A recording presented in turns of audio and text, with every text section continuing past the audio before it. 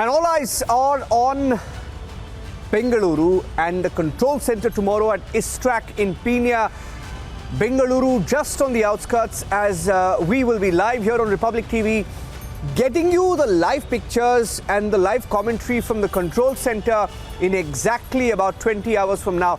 A little after 2 p.m. we will be inside the ISTRAC center, and we will be giving you minute by minute updates, counting down to that moment when India will be the fourth country on the moon and the first on the south pole of the moon. All eyes are on the landing and the final stretch, when in that 15 to 20 minutes, Chandrayaan-3 will drop from an altitude of about 38 kilometers, 40 kilometers, and eventually land at a speed of what some experts and scientists estimate will be close to 2 kilometers per second. They will try to reduce that speed as much as possible, but it's that descent, it's that critical descent which will determine how successful India will be. Here's a quick explainer that will tell you all you need to know about how this landing will happen tomorrow.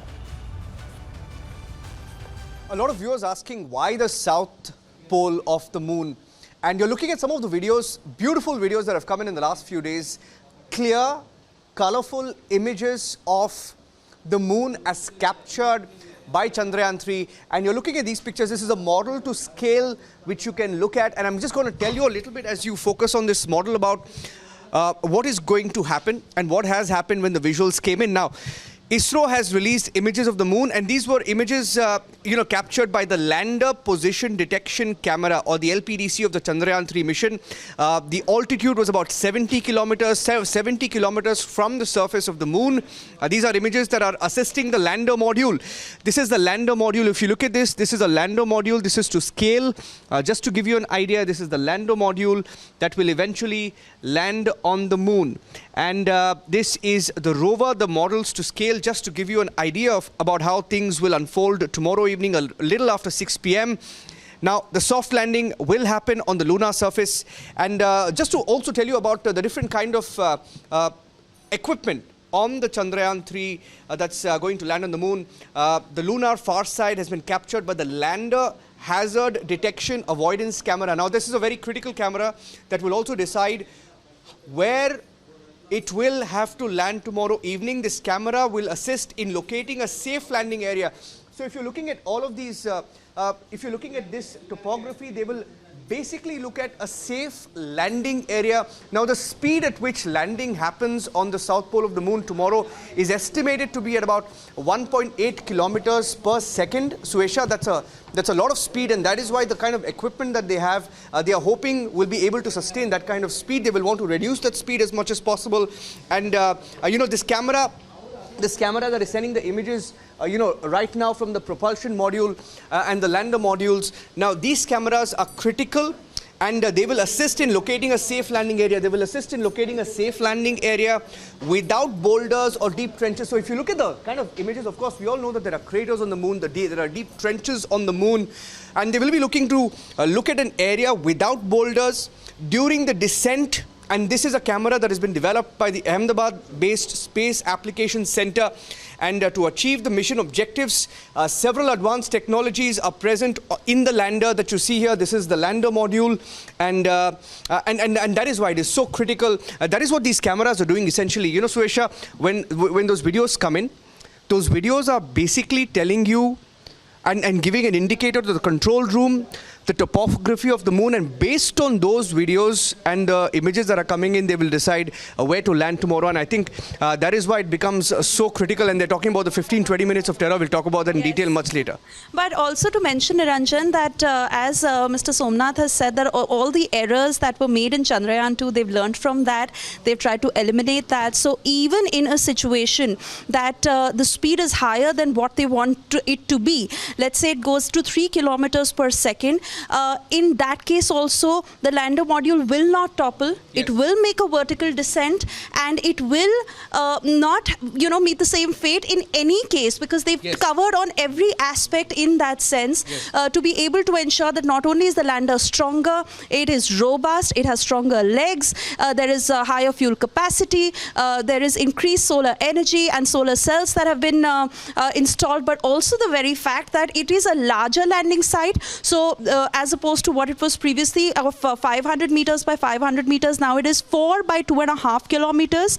So it's a larger landing site, and the lander sending very precise images for ISRO to be able to decide and close in on that landing site. Yeah.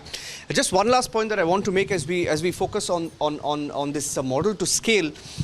Many people are asking, what is the lunar South Pole? Why the lunar South Pole? What is so special about the terrain and the geology there?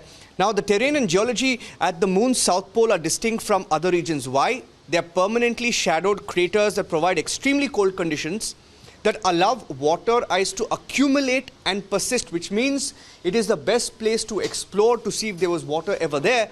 Now, the unique geography of the South Pole also creates regions of perpetual sunlight which can be harnessed for solar power, so it makes it all the more scientific in the study that will be conducted. The terrain also varies from rugged landscapes to relatively flat plains where we will aim to land tomorrow.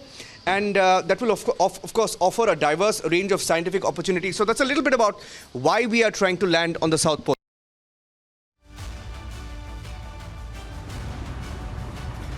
In fact, ladies and gentlemen, that's what you can see of the moon, from the clear skies here in Bengaluru. And we will be focused completely on what happens tomorrow from the control center. And let me go across straight up to Group Captain V.N. Jha, Senior Scientist, former Joint Director DRDO, joining us live on the broadcast on the biggest story tonight, along with Srijan Singh, Senior Scientist and founder of the Kalam Center and CEO of Homi Labs, also on the broadcast. Group Captain Jha, all's well. I mean, some scientists, some experts, and before I go across to Group Captain Jha or Srijan Singh, there was an explainer that was shared by the team at ISRO on the critical next 24 hours. Take a look at this.